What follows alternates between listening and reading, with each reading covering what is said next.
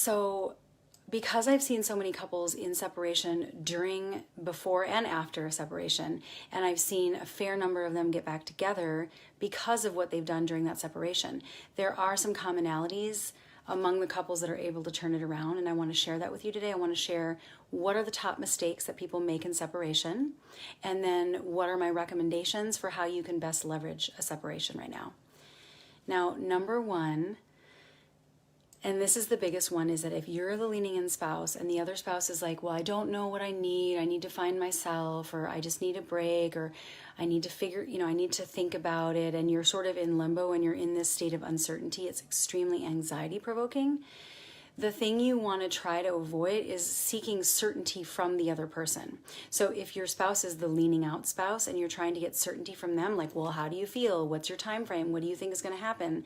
Do you think we're going to work this out? Are you really thinking towards divorce, but you're not just telling me? Or, any kind of like trying to get some kind of certainty, especially in the beginning of a separation, is not going to work, even though it's understandable why you would want that. And the reason why is because that's why you're in a separation in the first place. Like they don't have the certainty. If they had the certainty, they would be there with you, right? So maybe they have certainty on the fact that they want it to end and they're not just telling you, but usually there's ambivalence. Usually there's mixed feelings and it's not that simple.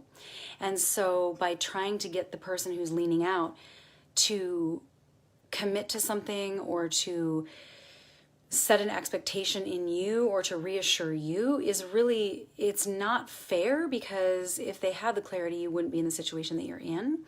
And it can also put pressure and make it's kind of like work against you. In other words, like if they're struggling with their own questions and they just don't really know, and then they feel like for your sake they have to make a decision, or they have to give you some kind of clarity, it's probably going to be not the answer that you want to hear. It's sort of like, if I have to decide now, I'm going to say no. But if I have time to think about it and I have some perspective, I might say yes. So it's better to wait. It's better to wait and I'll get into what we're going to do about it in this uncertainty in a little bit when I talk about my recommendations.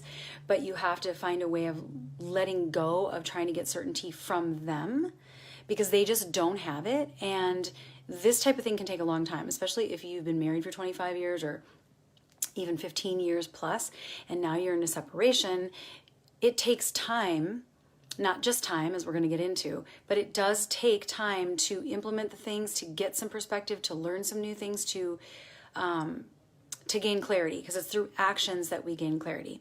And there's one thing I wanted to mention actually at the outset, which I forgot to say at the beginning, which is that it's not a bad thing to be separated. I believe in therapeutic separations, and I think in some ways it can be really positive, because one of the things that I teach my couples that I work with in the couples cure is the first thing you do is you interrupt the pattern. The first thing you have to do is disrupt the dominant narrative of the relationship and change the story up completely. Like anything different is better. So pattern interrupt is really important, and a separation accomplishes that. If you're in a high conflict relationship, or if you're in a relationship where you've been trying for a long time and you've been doing your inner work and you still don't have clarity, or it's true for your spouse too, sometimes you have to separate so that you're not in the environment that is associated with the story of your relationship. All of the triggers, all of the cues, the environment, the walls, just the setting is an association with the life that you're living in this story of your relationship, that ultimately you want to be able to get your spouse, if your spouse is leaning out, you want them to be able to see that it's possible to have a different story. And sometimes you just have to get out of it and remove all of the triggers so that you can interrupt the pattern. But it's not enough to just interrupt the pattern. Obviously, there's things you have to do, but that can be a really good thing. So that's the thing I just want to instill. This is to instill hope for people that are in a separation. The other thing that I think is a big mistake that people make is that they're waiting. And this is very similar to the idea of trying to seek certainty from the other person. But this is more about the situation and waiting for a sign, waiting for evidence, waiting for something to happen, some external condition to be a certain way before you feel a certain way. or waiting for a certain condition to be met before then you decide what you want to do. If you want to fight for the marriage, if you want to make some changes, if you want to do the work. A lot of times people will make the mistake of saying, well, if I see that they're saying they're committed, if they say that they're going to want to try, then I will. And if they're ambivalent and they're leaning out, you can't wait for that. And you don't want to give them that power anyway, because if they're leaning out and you are somebody that wants the marriage, then you have to show up according to what you want, not preemptively anticipating what they are going to do and then adjusting yourself accordingly. You have to be able to just say, this is what I want, and I'm going to show up toward that, also given what is real. If there's like parameters on how much you can talk to the person, if there's parameters on how affectionate you can be, or what the topics of conversation are going to be, which is fine if it's pattern interrupt. But the main thing is that you want to just decide for yourself, like, I'm going to show up a certain way with or without them. And it's not a guarantee, but it actually maximizes your potential. And we'll get into that in a minute. So don't wait for something else to determine. Don't look for the external conditions to give you the sign, to give you the answer, to give you, basically the green light on this work, because you can do the work, you can make the changes, you can change the story of your marriage without the other person. Whether or not they circle back around remains to be seen, but this is a way that you can, exponentially increase your chances. The other mistake that people make is wanting it to go back to how it was, or using language that suggests going back to something. Because the only way that it's actually going to work is if you create something new. You don't want to go back to what it was. That's what got you here in the first place. And so a lot of times that doesn't sound appealing to the leaning out spouse if you're trying to get them to go back in time and remember how it used to be. If they've left, they probably have most of their focus on the negative aspects of your story. So, and there's not much you can do about that, right? You can remember all the good things and be like, but all these good things, right? All these things were so good. How could you throw that away? But if they're at the point of leaving, they probably have some negative narrative and they're selectively focusing on the negative things. So any words or language that you use to imply that you're trying to go back to something, or to recapture something that ultimately wasn't going to go the distance, it's not going to sound appealing to them. And they might not even know why. They might not know why it doesn't sound appealing to them, but you want to really be conscious about, like, what language am I using? Because showing up in the old ways and acting out in the old ways and doing and saying the same things, playing any part in the dynamic that led to the separation in the first place, is not what you want. But that's what people do, right? It sounds obvious, but we all have that streak of insanity where we're going to keep doing the same thing over and over again, even though it's not working. So you have to stop that. And the only way forward is to really conceptualize the old marriage has to die. The old marriage has to die first. And then we can talk about a new marriage and build a new foundation. And that is going to be a much more powerful way of trying to magnetize your spouse back into the marriage or the relationship if you're not married. And then the final thing that I think is a really big mistake is when we try to convince the other person. And this is a losing strategy in general, I think, in relationships, but especially if you're in a separation and your spouse is not really sure what they want, and you're trying to talk them into coming back, talk them into going to marriage counseling, talk them into sitting down and working this out. Because first of all, you're trying to pull them in and they're wanting to lean out, and anytime you kind of pull someone back in when they're trying to lean out, they're going to resist. It's going to make the defenses go up higher. And convincing is not a strong position. When you're trying to convince somebody else of your position, it's not a strong way to be. What's stronger is stepping outside of the existing narrative, quietly building something new, showing up differently, and then they feel that, and then they go, okay, I want to go where you're going. I want to join you in whatever you're doing. That's what's powerful. So you want to try to let go of convincing. It probably, especially depending on your dynamics, of course, but a lot of times what that does is it reinforces their ideas about you. That, if you're trying to convince them and you're not accepting what they're saying, they might be feeling like this is just more evidence that this person doesn't hear me, that this person isn't listening, that this person is not really understanding where I'm coming from, and they don't feel heard if you're trying to convince. And then that can work against you because it's just going to be ammo for why it's not going to work. So instead, what I want to recommend for you guys to do is, there's just 3 things, and there's a lot of nuances to these 3 things, but if you can boil this down to 3 things and find what works for you under these categories, you're going to feel more empowered. You're going to feel like you have more power in what you're doing, even though it's a time of uncertainty, okay? The first thing that I want to recommend is that you have to focus on you. You have to take inventory of the ways in which you need to grow and change. Maybe you've already promised that. Maybe you've already said, these are ways that I'm willing to grow and change. And if that's true, then move away from convincing and trying to show them that, and just do it. You know what I mean? Turn inward. Read the books you want to read. Get the support that you need. Do the inner work. And start showing up differently. I think that if you can find certainty and solidity within yourself of what you're doing and why you're doing it, you're going to feel a lot stronger. Another thing that helps in the face of uncertainty is remembering that all new things are created in the unknown.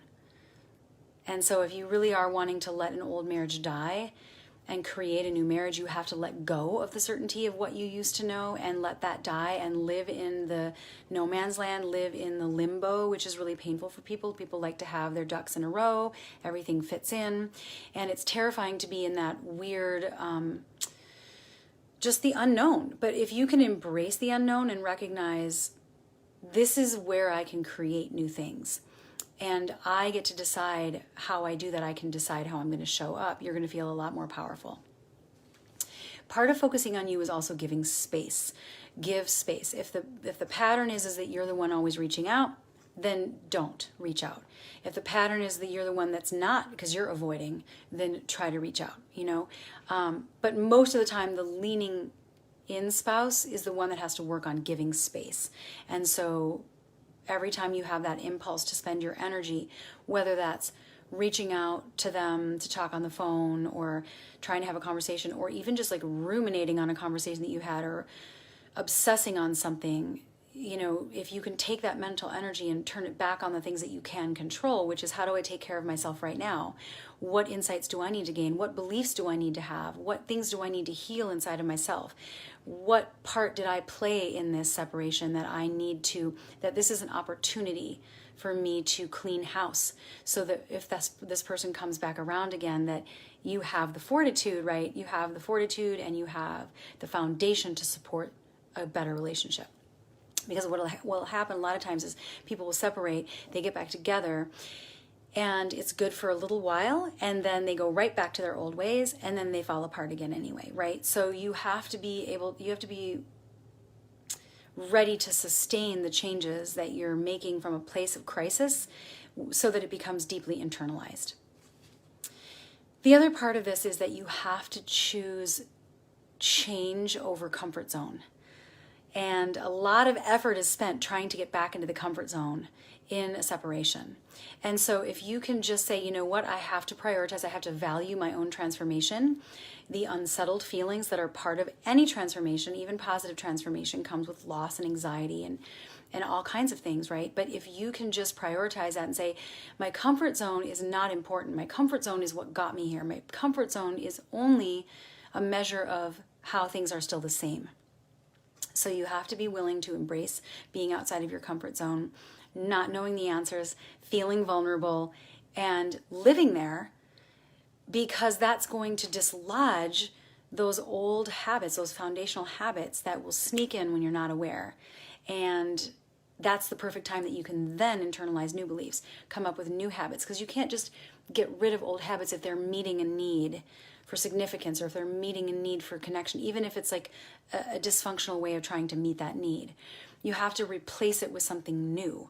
You have to break the habit, but then replace it with something that is healthy, that you then have as a backup, because the needs still need to be met, but now you can meet it in a healthy way.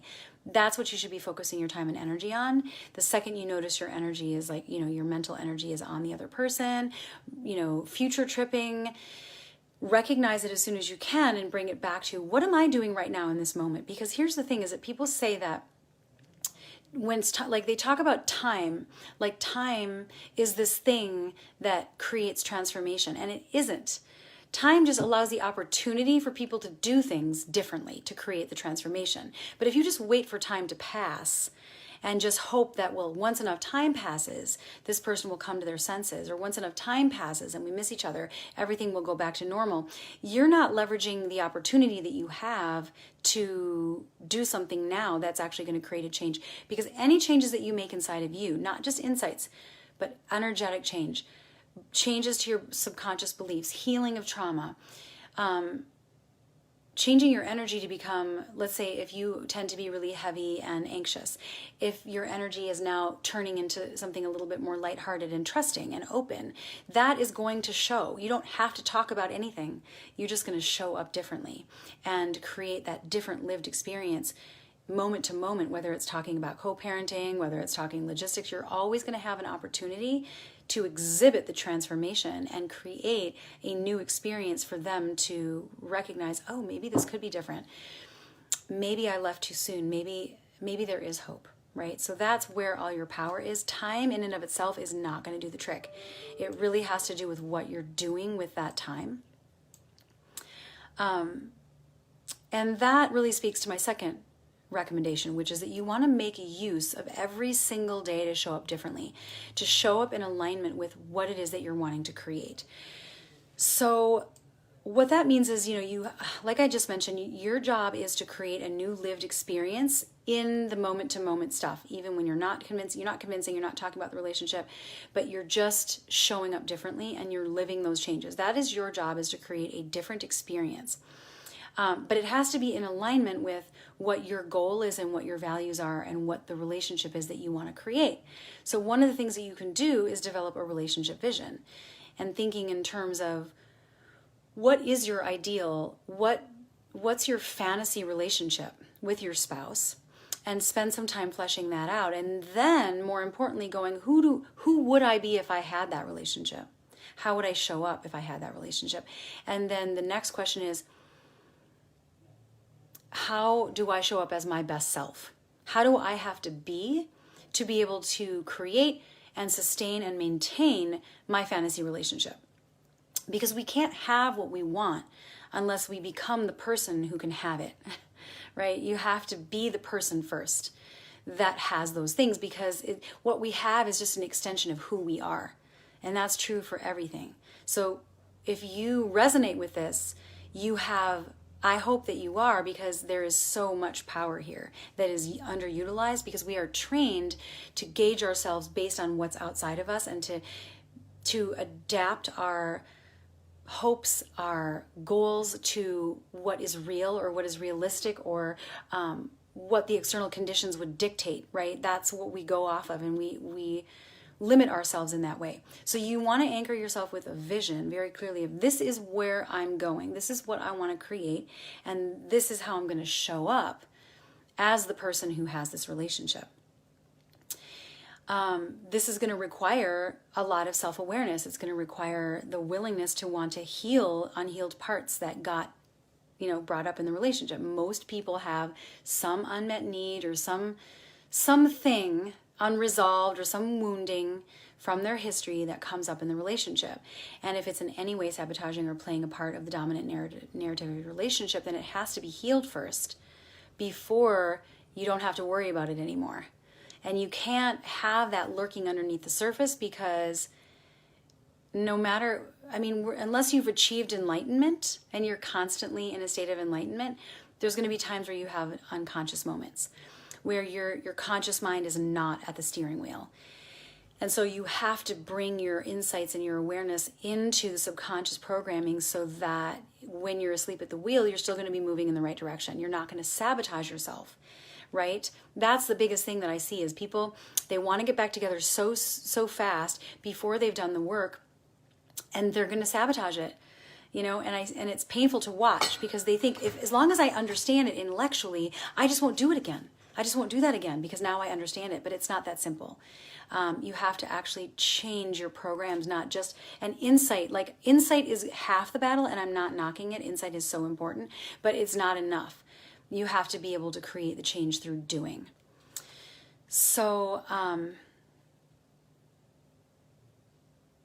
what else did I want to say about that? The good news about this is that you get anchored in your identity and who you want to be and your values, and you're not just reacting. You are anchored. So even if you don't get something back, let's say you don't get a lot back from the person and it's very discouraging. Let's say they've had a complaint about you all these years. They're like, you're always so critical, and now you're not critical at all, and you're focusing on appreciation, and you're doing all these things differently, and they're acting like they don't even notice it. Or they're saying it's too late.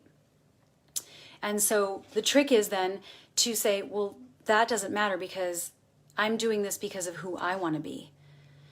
So it allows you to keep going and not to be discouraged and feel like, well, what's the point? Why should I be even making an effort if this person isn't making an effort, right?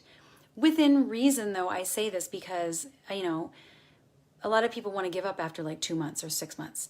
But if you've already been doing this work for several years and there's no turnaround, then that's another extreme. And I'm not saying that I recommend that. I don't think it has to be like that.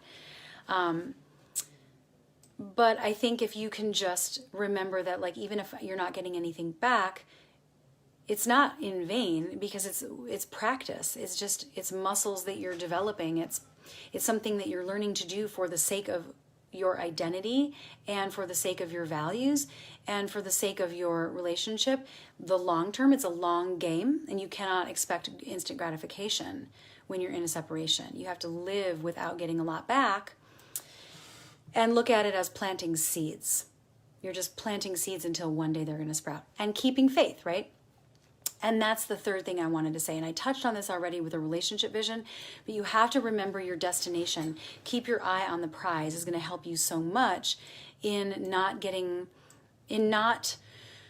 throwing in the towel or reacting or acting out with protest behaviors in a way that will only serve to convince your spouse, you know what, it really isn't going to work. See, they keep doing the same old thing, right? So this is what helps, is you keep your eye on the prize. You know what your vision is. You know who you need to be to support that vision. And then you live as that person, right, who has that. You let go of the how. You don't get to control what form things take. You don't get to control the timing of it. You want to let go of the how. And anytime your mind starts to obsess on the how, just let it go and say, I don't know how. All I know is that that's what I'm creating. And I'm not in charge of the form that takes. And what's going to happen is one of two things. Either your spouse is going to feel the changes, they're going to see the light of day, they're going to say, you know what, let's give this a shot, let's get some support, let's do something about this, I want to work on this with you. Or if you keep focused on that destination and you change and you grow and you become the person that can create the relationship of your dreams, and your spouse doesn't rise to meet you there, now you still have the tools to be able to create that with somebody else, and you're still going to have that. So you're still going to get where you want to go. You're still going to have what you want to have. It just might not take the form that you feel attached to it taking, right? And I know that that's challenging, especially because marriage is a commitment, right? So we don't want to throw away a marriage. But ultimately, if you're doing all that you can and the other person just won't come back, then that's just not a choice that you made. You're not the one that acted outside your values. If you're valuing marriage, it can feel like a failure, right? Like, oh, it's not working. But you still were in alignment with your values. It's just the other person wasn't, and they stepped out. And maybe it was too late for that person, or maybe that person didn't share your vision, or maybe they weren't willing to grow in the ways that were going to be required. But there's always hope when you have that vision and you know where you're going and you know what is meant for you. And if you're even still listening to this right now, there is a part of you that wants that knows, like, this is in my destiny. It's in my destiny to have a healthy relationship, to transcend this experience for the sake of having something better. Not to rise above it as you are now, but to transcend it from the place of, like, I have now completely transformed as a result of this experience. That's never in vain. So the inner work that you do during a separation is always worth it, no matter what. And that's a guarantee, like, because nobody ever regrets doing that, because self-awareness and having that is a form of intelligence, it's a form of power, it's a form of strength.